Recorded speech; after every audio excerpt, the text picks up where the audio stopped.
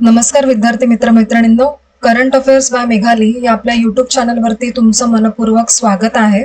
इथे आपण daily current affairs important questions पाहतोय, जे तुम्हाला आपल्या येत्या एमपीएससीच्या सर्व एक्झाम्समध्ये, सरळ सेवा आणि केंद्रीय परीक्षांमध्ये नक्कीच पाहायला मिळतील. त्यामुळे आपल्या चॅनलवरती जर तुम्ही पहिल्यांदा आले असाल तर चॅनलला लाईक करा, जास्तीत जास्त विद्यार्थ्यांना आपला चॅनल शेअर करा, सबस्क्राईबही करा.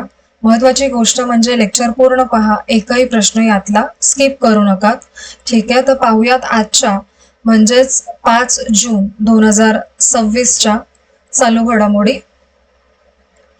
प्रश्न पहिला, 2026च्या जागतिक पर्यावरण दिनाचे यजमान राष्ट्र कोणते आहे असा प्रश्न आहे.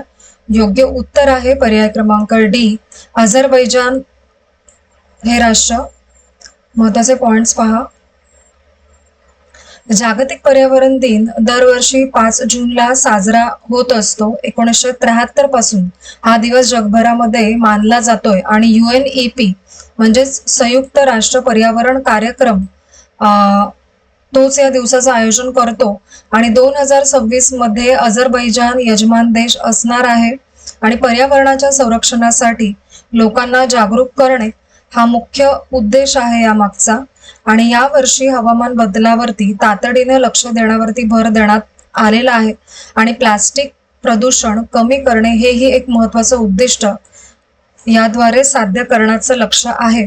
आणि वर्ल्ड एन्व्हायरमेंट डे हा संयुक्त राष्ट्रांचा एक मोठा जागतिक विक्रम आहे. ठीक आहे, पुढील प्रश्न दुसरा, आसाममध्ये 1 कोटी वृक्ष लागवड मोहीम कोणत्या दिवशी सुरू करण्यात येणार आहे. योग्य उत्तर आहे पर्याय क्रमांक बी, 5 जून पासून. महत्वाचे पॉइंट्स पहा.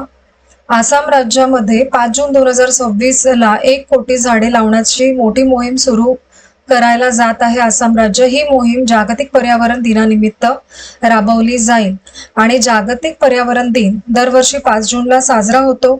संयुक्त राष्ट्रांनी 1972 मध्ये तो सुरू केलेला होता आणि या वृक्ष लागवड मोहिमेत सुमारे 35 लाख महिला भाग घेणार आहेत आणि स्वयंसहाय्यक गट या मोहिमेमध्ये महत्वाची भूमिका निभावणार आहेत.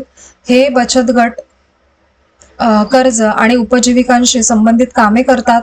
आसाममध्ये महिला SHG गट ग्रामीण विकास कार्यक्रमामध्ये नेहमीच सक्रिय असतात आणि आसाममध्ये होणारी ही 1 कोटी झाडांची मोहीम राज्यातील सर्वात मोठा सामुदायिक आधारित वृक्ष लागवड कार्यक्रम आहे. आज जागतिक पर्यावरण दिन आहे, तर मला असं वाटतं त्यानिमित्ताने मी सगळ्यांना अपील करेन की जास्तीत जास्त झाडे लावा. पाऊसही येतो, आता पावसाळा सुरू होईल, कारण की ह्या वर्षी आपण बघतोय की उकाडा एकदम प्रमाणाच्या बाहेर आहे. जरी एल निनोचा इफेक्ट असला तरी एवढा उकाडा नसतो दरवर्षी, कारण की खरंच जागतिक जे तापमान आहे ते दिवसेंदिवस वाढतच चाललंय आणि त्याच्यावरती झाडं लावण्याशिवाय पर्याय नाहीये. त्यामुळे आपण ॲज एक पर्सन आपण जास्तीत जास्त किती झाडं लावू शकतो तर ती लावण्याचा प्रयत्न करा. ठीक आहे, पुढील प्रश्न तिसरा,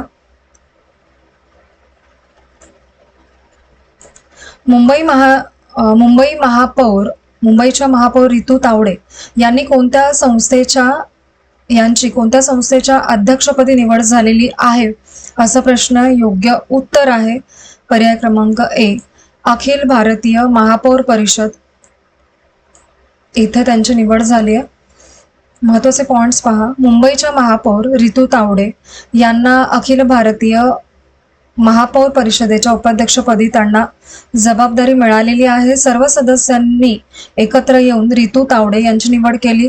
ऋषिकेशमध्ये कार्यकारी समितीची 117वी बैठक झाली आणि ही बैठक 3 ते 4 जून 2026 रोजी आयोजित केलेली होती आणि रितू तावडे पुढील 2 वर्ष उपाध्यक्ष म्हणून काम करतील. आणि बैठकीला उत्तराखंडचे मुख्यमंत्री पुष्कर सिंह धामी आणि केंद्रीय मंत्री मनोहर लाल खट्टर देखील उपस्थित होते. महापौरांना एकत्र आणणे हे या परिषदेचं मुख्य उद्दिष्ट आहे आणि याआधी रितू तावडे महाराष्ट्र महापौर परिषदेच्या अध्यक्षपदावरती काम त्यांनी केलेलं आहे, म्हणजे महाराष्ट्राच्या. ठीक आहे, पुढील प्रश्न चौथा, प्रोजेक्ट पॅट्रियट पाईपलाईन कोणत्या देशाशी संबंधित आहे? याचं योग्य उत्तर आहे पर्याय क्रमांक डी, संयुक्त राज्य अमेरिका. महत्त्वाचे पॉइंट्स पहा. प्रोजेक्ट पॅट्रियट पाईपलाईनची घोषणा 3 जून 2026 रोजी झालेली आहे आणि अमेरिकेचे युद्ध सचिव पीट हेगसेथ यांनी या कार्यक्रमाची घोषणा केलेली आहे आणि हा कार्यक्रम मनुष्यबळ विकासावरती आधारित आहे आणि संरक्षण उद्योगांच्या गरजा पूर्ण करण्यासाठी तयार करण्यात आलेला आहे. विमान चालन, आरोग्य सेवा, सायबर सुरक्षा, अभियांत्रिकी, उत्पादन, विमान देखभाल, जहाज बांधणी आणि क्षेपणास्त्र संरक्षण या क्षेत्रांना यामध्ये प्राधान्य देण्यात आलेलं आहे. कार्यक्रमाची अंमलबजावणी करण्यासाठी 45 दिवसांचा कालावधी दिलेला आहे आणि स्किल ब्रिज हा कार्यक्रम सैनिकांना नागरी नोकऱ्यांशी जोडतो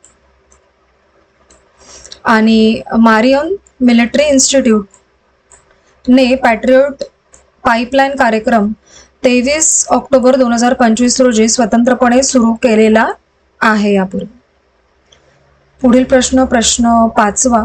29वी राष्ट्रीय ई गव्हर्नन्स परिषद कुठे आयोजित करण्यात येणार आहे? योग्य उत्तर आहे याचं पर्याय क्रमांक सी, जयपूर येथे. महत्त्वाचे पॉइंट्स पहा. 4 जून 2026 रोजी राष्ट्रीय ई गव्हर्नन्स पुरस्कार 2026 जाहीर करण्यात आलेले आहेत आणि या पुरस्कारासाठी 17 वेगवेगळ्या प्रकल्प आणि उपक्रमांची निवड झाली आहे. डिजिटल प्रशासनामध्ये उत्कृष्ट कामगिरी करणाऱ्यांना हे पुरस्कार दिले जातात आणि पुरस्कार 7 वेगवेगळ्या श्रेणींमध्ये दिले जात असतात. यंदाच्या 29वी राष्ट्रीय ई गव्हर्नन्स परिषद जयपूर, राजस्थान येथे होणार आहे आणि ॲग्री स्टॅक हा कृषी व शेतकरी कल्याण मंत्रालयाचा एक महत्त्वाचा प्रकल्प आहे आणि त्रिनेत्र ही कृत्रिम बुद्धिमत्ता वापरून तयार केलेलं व्हिडिओ देखरेख प्रणाली आहे ही, आणि ही उज्जैनमधील महाकाल रुद्रसागर भागामध्ये वापरण्यात आलेली आहे. तिचा संबंध महाकालेश्वर मंदिर ट्रस्टशी आहे. 2026च्या पुरस्कारामध्ये कृषी, आरोग्य, मंदिर परिसर देखरेख आणि पंचायत प्रशासन यांसारख्या क्षेत्रांमधील प्रकल्पांचा समावेश आहे. पुढील प्रश्न 6वा. केंद्रीय मंत्रिमंडळाने मंजूर केलेल्या सार्थक PDS योजनेचा कालावधी किती आहे असा प्रश्न आहे. योग्य उत्तर आहे पर्याय क्रमांक बी, 1 एप्रिल 2026 ते 31 मार्च 2031 असा कालावधी असणार आहे. महत्त्वाचे पॉइंट्स पहा. सार्थक PDS या नव्या योजनेला केंद्रीय मंत्रिमंडळाने मंजुरी दिलेली आहे आणि याचा फुल फॉर्म आहे scheme for assistance in ration transport and handling income with automation in PDS असा त्याचा फुल फॉर्म आहे आणि ही योजना 1 एप्रिल 2026 पासून 31 मार्च 2031 पर्यंत लागू असेल आणि यासाठी तब्बल 25,530 कोटींची तरतूद करण्यात आलेली आहे. 80 कोटींहून अधिक रेशन कार्ड धारकांना याचा लाभ मिळणार आहे आणि सार्थक PDS ही अम्ब्रेला योजना आहे. 2 जुन्या योजना एकत्र करून ही योजना तयार झालेली आहे. रेशन वितरणासाठी काळा बाजार थांबवणं हे मुख्य उद्दिष्ट आहे यामध्ये आणि अन्नधान्याची नासाडी कमी करणे ही योजनेचा हा एक हेतू आहे. पुढील प्रश्न 7वा. फसायचा मानकीकृत व्हिगन लोगो कोणत्या तारखेपासून बंधनकारक करण्यात आलेला आहे? याचं योग्य उत्तर आहे पर्याय क्रमांक सी, 1 जुलै 2027 पासून.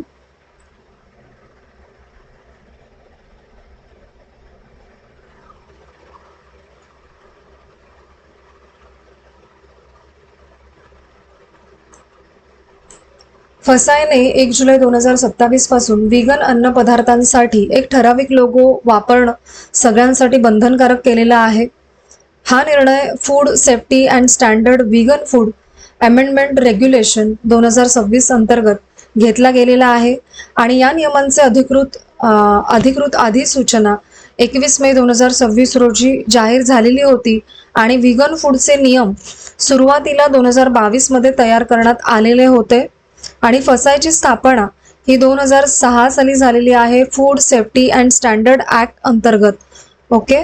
आणि व्हिगन अन्नामध्ये प्राण्यांपासून मिळणारे कोणतेही घटक वापरले जात नाहीत, ना ॲडिक्टिव्ह, ना प्रक्रिया सहाय्यक, ना प्राण्यांवरील चाचणी, असं त्याचं वेगळेपण असतं. ठीक आहे. पुढील प्रश्न 8वा. जम्मू अँड काश्मीर बँकेला AI प्लॅटफॉर्मसाठी कोणता पुरस्कार प्राप्त झालाय? तर या प्रश्नाचे योग्य उत्तर आहे पर्याय क्रमांक ए, फायनॅकल गोल्ड पुरस्कार प्राप्त झालाय जम्मू अँड काश्मीर बँकेला. महत्त्वाचे पॉइंट्स पहा.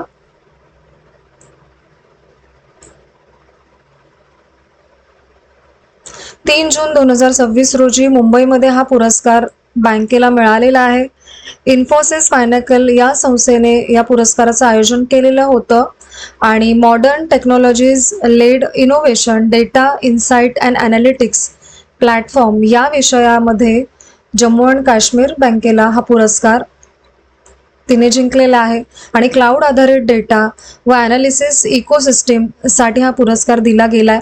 यावर्षी पुरस्काराची थीम ही recomposition banking playbook for the next phase of banking transformation ही होती आणि या पुरस्कारासाठी जवळपास 500 नामांकनं आलेली होती. पुढील प्रश्न 9वा. इमिग्रेशन आणि फॉरेनर्स दुरुस्ती नियम 2026 कोणत्या तारखेपासून लागू झालेले आहे? योग्य उत्तर आहे पर्याय क्रमांक बी, 1 जून 2026 पासून. महत्त्वाचे पॉइंट्स पहा. हे नियम 1 जून 2026 पासून लागू झालेले आहेत. हे नियम इमिग्रेशन अँड फॉरेन रूल्स 2025 मध्ये बदल करतात. या नियमांचा थेट संबंध इमिग्रेशन अँड फॉरेनर्स ऍक्ट 2025शी आहे आणि या दुरुस्तीचं मुख्य उद्दिष्ट म्हणजे राष्ट्रीय सुरक्षा मजबूत करणं असं आहे आणि 180 दिवसांपेक्षा कमी मुदतीच्या विजावरती आलेल्यांनी 180 दिवस होण्याआधीच नोंदणी त्यांना करावी लागणार आहे असा नियम आहे यामध्ये आणि आपत्कालीन परिस्थितीशिवाय उशिरा नोंदणी ग्राह्य धरली जाणार नाहीये आणि पहिल्यांदा संपूर्ण डिजिटल अपील प्रणाली सुरू करण्यात आली आहे आणि आदेश मिळाल्यानंतर 30 दिवसांच्या आत अपील करता येणार आहे यामध्ये. आणि हे नवीन नियम परदेशी नागरिकांची नोंद, देखरेख आणि ट्रॅकिंग जास्त सक्षमपणे करायला मदत करणार आहे. पुढील प्रश्न 10वा.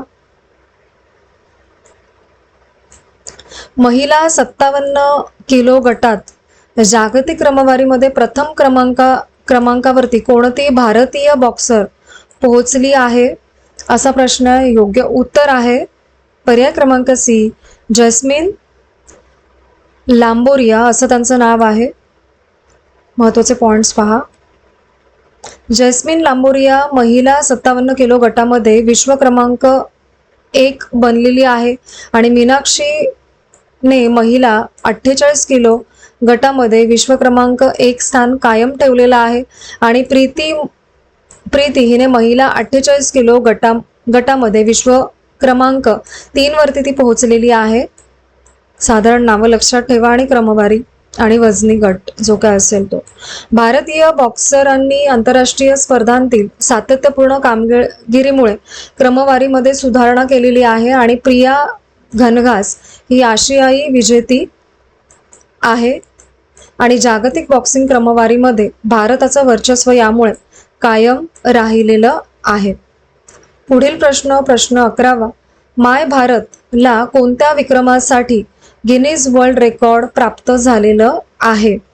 योग्य उत्तर आहे याचं पर्याय क्रमांक डी, सर्वाधिक वापरकर्त्यांनी एका आठवड्यामध्ये ऑनलाईन क्विज पूर्ण केलेलं आहे. या विक्रमासाठी त्यांना गिनीज वर्ल्ड रेकॉर्डमध्ये त्यांची नोंद झाली आहे. महत्त्वाचे पॉइंट्स पहा. माय भारतला गिनीज वर्ल्ड रेकॉर्डची मान्यता मिळालेली आहे आणि हा कार्यक्रम एका आठवड्यात सर्वाधिक वापरकर्त्यांनी ऑनलाईन क्विज पूर्ण केल्याबद्दल मिळालेला आहे. या विक्रमामध्ये 3,90,000हून अधिक सहभाग होता आणि हा कार्यक्रम विकसित भारत यंग लीडर्स डायलॉग 2026 क्विझद्वारे प्रस्थापित झालेला आहे. गिनीज वर्ल्ड रेकॉर्डचे प्रमाणपत्र नवी दिल्ली येथे प्रदान करण्यात आलेलं आहे आणि माय भारतचं पूर्ण नाव मेरा युवा भारत असं आहे. आणि माय भारत प्लॅटफॉर्म युवकांना राष्ट्रीय विकास प्रक्रियेशी जोडतो आणि विकसित भारत 2047 हे माय भारत प्लॅटफॉर्मचं मुख्य उद्दिष्ट आहे.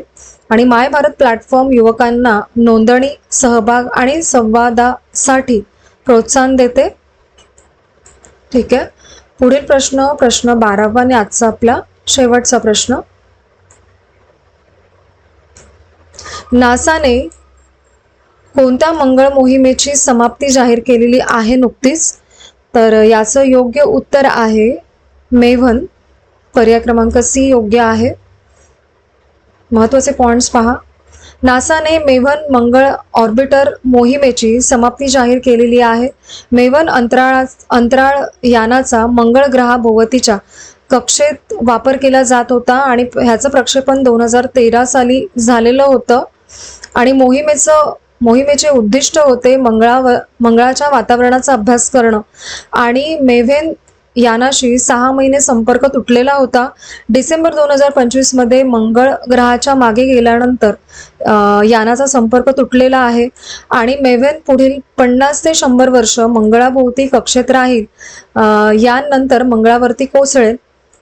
ठीक आहे. आणि मेव्हनमुळे इतर अंतराळ यानांना कोणताही धोका निर्माण होणार नाहीये असंही नासाने डिक्लेअर केलंय. ठीक आहे. तर आजचे आपले 5 जून 2026चे डेली करंट अफेअर्स पाहून झालेले आहेत. लेक्चर पूर्ण पहा ही एक विनंती आहे आणि आजचे लेक्चर तुम्ही पूर्ण पाहिलेच असेल त्याबद्दल थँक्यू सो मच.